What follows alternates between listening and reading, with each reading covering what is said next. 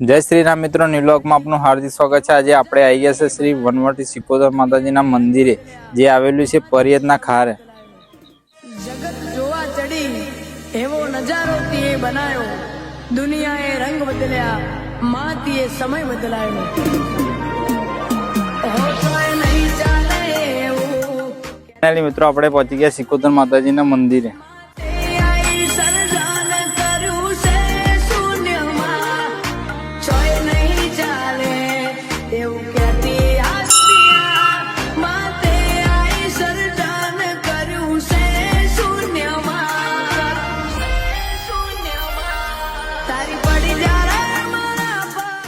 સિકોદર માતાજી